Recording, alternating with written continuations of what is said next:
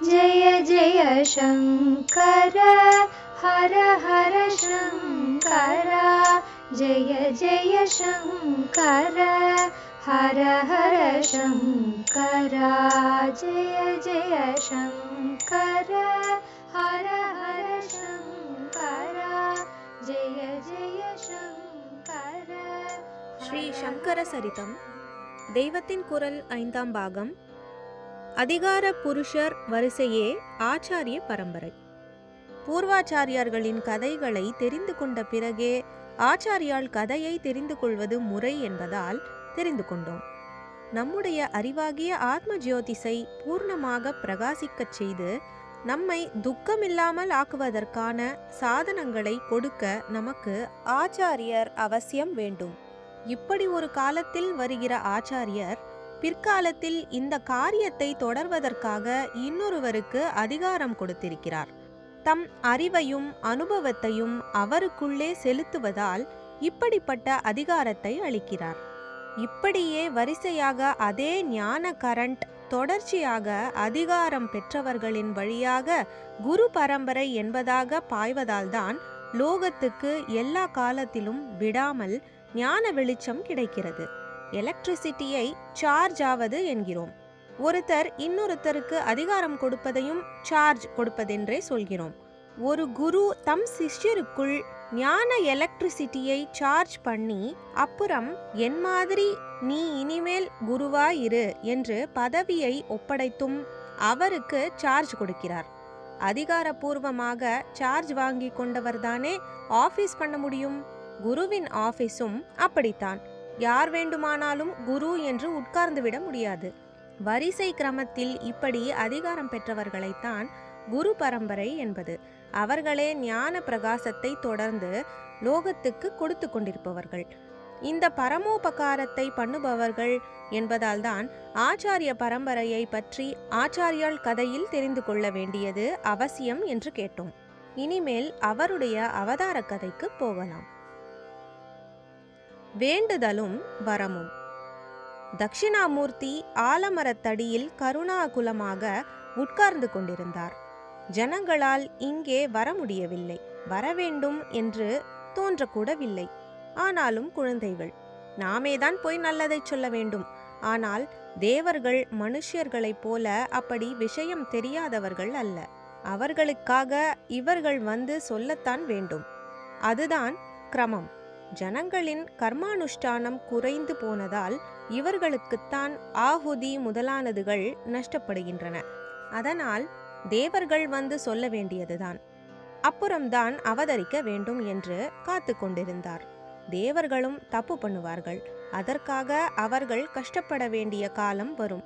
ரொம்பவும் கஷ்டம் ஜாஸ்தியாகும்போது அவர்களுக்கு அடக்க ஒடுக்கம் ஏற்பட்டு ஈஸ்வரனிடம் பிரார்த்தித்துக் கொள்வார்கள். ஈஸ்வரனும் அவதாரம் பண்ணியோ வேறு விதத்திலோ கஷ்ட நிவாரணம் அளிப்பார். இப்போதும் அப்படி ஏற்பட்டது. தேவர்கள் கைலாசத்திற்கு போய் வட விருட்ச மூலத்தில் உட்கார்ந்து கொண்டிருந்த சம்புமூர்த்தியிடம் பிரார்த்தனை பண்ணி கொண்டார்கள். லோகம் பூராவிலும் மத சம்பிரதாயமும் தத்துவ சாஸ்திரமும் ரொம்பவும் குளறுபடியாகி விட்டதை பார்த்து நாரதருக்குத்தான் முதலில் மனஸ் ரொம்பவும் சங்கடப்பட்டது. அவர் தம்முடைய பிதாவான பிரம்மாவிடம் போய் குறை தெரிவித்து கொண்டார். அப்புறம் பிரம்மா சகல தேவர்களையும் அழைத்து கொண்டு கைலாசத்திற்கு போனார் என்று ஒரு சங்கர விஜயத்தில் இருக்கிறது. குறிப்பு: ஸ்ரீ அனந்தானந்தகிரி இயற்றிய ஆனந்தகிரியம் எனப்படும் சங்கர விஜயத்தில் 2வது பிரகரணம். லோகத்தில் ஸ்ருத்தியாச்சாரம் நசித்து போய் மித்தியாச்சாரம் விருத்தியாகிவிட்டது என்று தேவர்களெல்லாம் பரமேஸ்வரனிடம் முறையிட்டு கொண்டார்கள் என்று அதில் இருக்கிறது. ஸ்ருத்தியாச்சாரம் பரித்யஜ்ய மித்யாச்சாரம் சமாஸ்ருதாக. ஸ்ருத்தியாச்சாரம் என்றால் வேத வழி, மித்யாச்சாரம் என்றால் பொய் ஒழுக்கங்கள். அதாவது ஒழுக்கம் மாதிரி இருந்தாலும் வாஸ்தவத்தில் ஒழுங்கை கெடுக்கும் வழக்கங்கள். ஒரு பக்கத்திலேயானால் பௌத்தர் முதலிய அவைதிக மதஸ்தர்கள் வேத நிந்தனை பண்ணி கர்மானுஷ்டானங்களை எல்லாம் கண்டனம் செய்தும் வர்ணாசிரம ஒழுங்குகளை குலைத்தும் வருகிறார்கள். யக்ஞ பூமியாயிருந்த பாரத வருஷத்து ஜனங்கள் யாகம் என்ற வார்த்தையை கேட்டாலே காதை பொத்திக் கொள்கிற மாதிரியாக பண்ணியிருக்கிறார்கள்.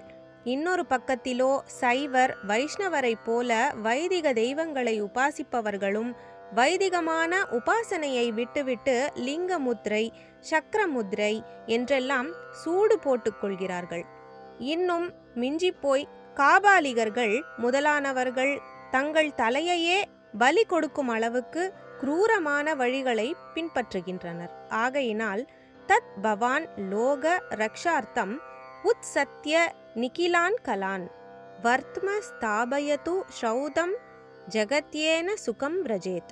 அதாவது தாங்கள்தான் தப்பு வழிக்காரர்களான அத்தனை பேரையும் நிர்மூலம் செய்து லோக ரக்ஷணம் செய்ய வேண்டும். வேத வழியை மறுபடி ஸ்தாபனம் பண்ண வேண்டும். ஜகத் உண்மையான சுகத்தை பெற வேண்டுமானால் அதற்கு ஸ்ருதிதானே மார்க்கம். அதை தாங்கள் நிலைநாட்ட வேண்டும் என்று பிரார்த்தித்து கொண்டார்கள். மாதவீய சங்கர விஜயம் என்பதில் இப்படி சொல்லி தொடர்ந்து பரமேஸ்வரன் அவர்களுக்கு பரமானுகிரகம் பண்ணியதையும் சொல்லியிருக்கிறது.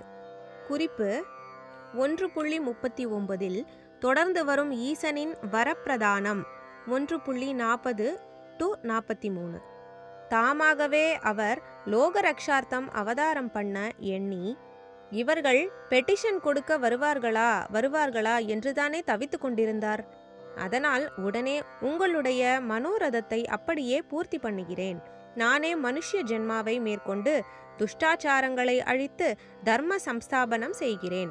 முக்கியமாக பிரம்மசூத்திரத்துக்கு பாஷ்யம் பண்ணி அதன் மூலம் வேதத்தின் பரம தாத்பரியத்தை நிச்சயப்படுத்தி தர்ம சம்ஸ்தாபனத்தை பண்ண போகிறேன்.